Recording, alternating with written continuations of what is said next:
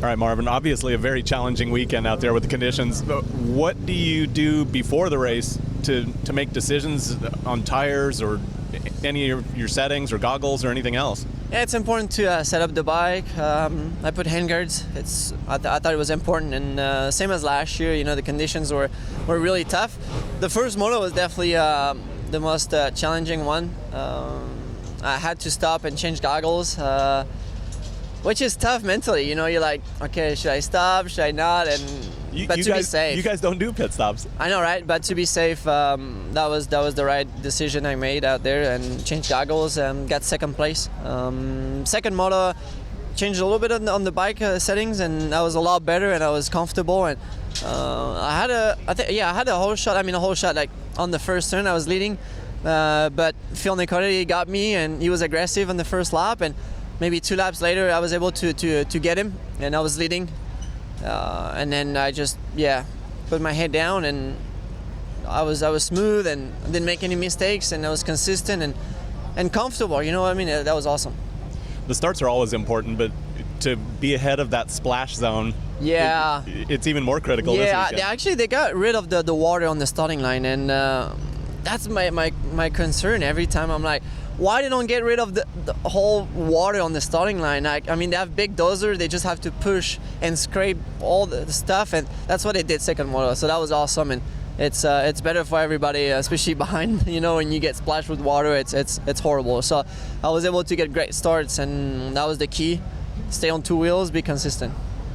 2 classes, 2 French winners, and it was cool to see you congratulate Dylan after the race. Yeah, for sure. I mean, Dylan works really hard, and he's a great rider, and I have a good relationship with him. I really like him, and it's nice to see him winning when I also win. You know, together. It's really cool. We already done it back a few weeks ago in Southwick, so it's awesome. I know for the Motocross of Nations not being selected for Team France, you did the statement. Yeah. But any other thoughts on there? No, I mean, we just talked about Dylan.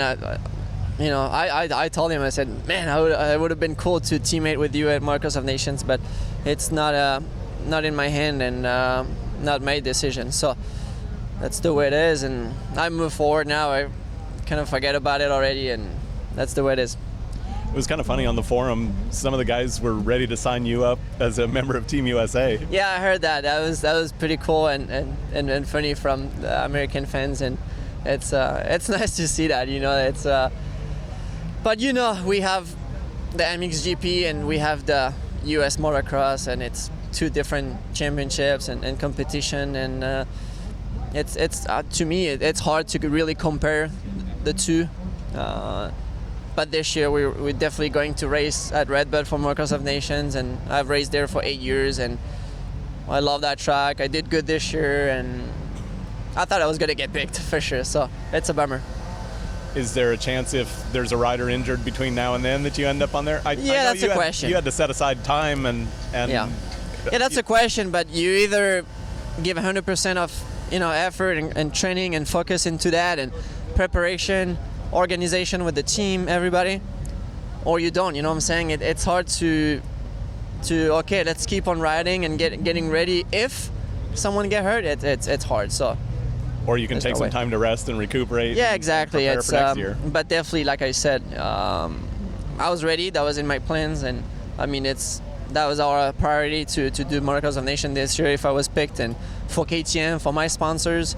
So, but this year I won't be there. Well, congratulations on the win, and we'll see you next week. Thank you, guys.